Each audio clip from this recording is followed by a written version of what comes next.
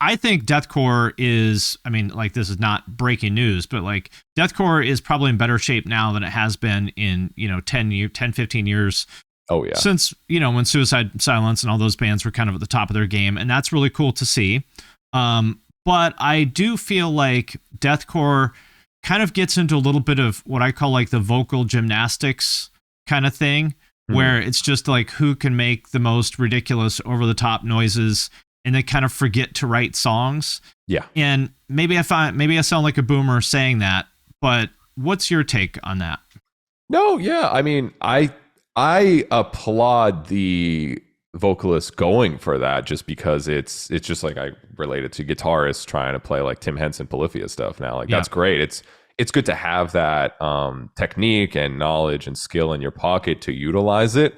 The problem is, I think a lot of bands are utilizing it only in the same way because they think they can Lorna it, right.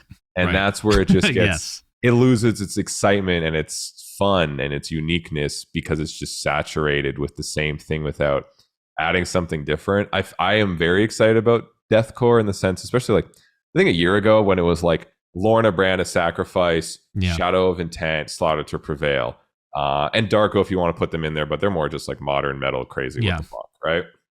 All different unique strains of deathcore. I was like, yes, good. More of that, and they're all good, and they're pushing, and they're heavy as fuck, and they all satisfy the deathcore crowd still, but they're unique. It's great, and that really excited me, seeing that all being pushed, and those bands are still pushing it, but I'm seeing a lot of the bands now that are coming in the deathcore scene that are taking influence. They're doing it too close to home for those instead of like building upon it and then adding additional stuff on. So I'm like, please don't oversaturate the 5 unique styles plus a bunch of other bands that I'm sure doing sick stuff in deathcore, right? That, please God, take that as a gift to make you more unique stuff with it and expand, instead of just, let's try the TikTok moment. Like, for fuck's sake, because that can then make it just old and boring. And I already, like, Lorna has gotten to the point where I'm like, they have to pull some, like, they wouldn't have to do this if everyone didn't copy pasta, but now for their next album, whatever they do, I don't think they can do, the Pain Remains part 1 again, like they are part 2 now. They have to like change the game almost again with some of the foundational sounds, and they will. They will, because if you talk to Adam, his influences are not other bands that sound like them. He grew up on like Senses Fail and My Chemical Romance and that type of shit. So he's coming from a different place, and obviously metal as well, but he's coming from a different place. And any of these bands that we love, their influences are not the other bands in their genre that sound like them. Yeah. It's never the case. I remember when I was a kid, I really liked Anthrax, and I read an interview with Scott Ian where they asked him about some thrash band or something. He was like, I don't know. I listened to Madonna, and I was like, what? What?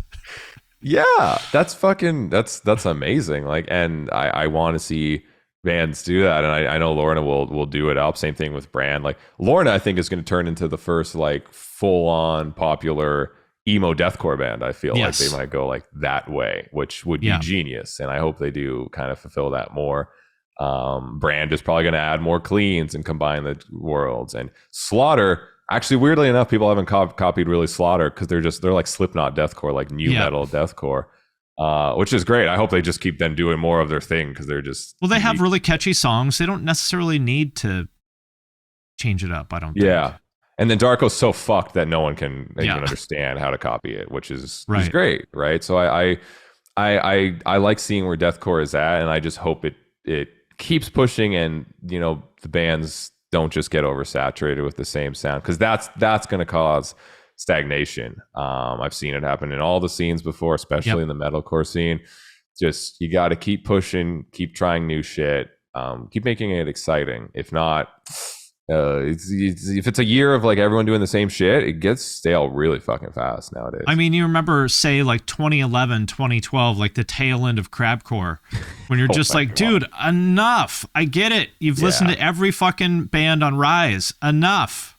Yeah. And there's only few bands that had the longevity, and they were like Attack, obviously, and like I See Stars if they ever fucking come back. And like Bands like that kept the name still and like can pull it through and get the numbers because they're legacy bands in that they've already put their stamp.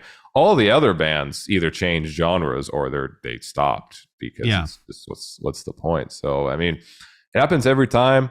But deathcore, I think, is a great spot. Metalcore, I think, is in a unique spot. I think metalcore is figuring shit out because I think it is the most malleable genre. Deathcore has pretty narrow boundaries before it stops being deathcore. Metalcore, and that's why I've just started calling it modern metal. Some of these bands like Spirit Box or like Loathe and like shit like that.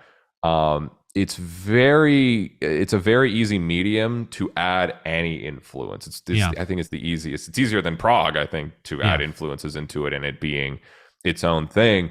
So I think, I've heard like Thal more in metalcore, which is cool. Fucking Valjarta was doing that shit in 2011, so it's about time. Obviously a lot more electronics, doom sounds for fuck's sake.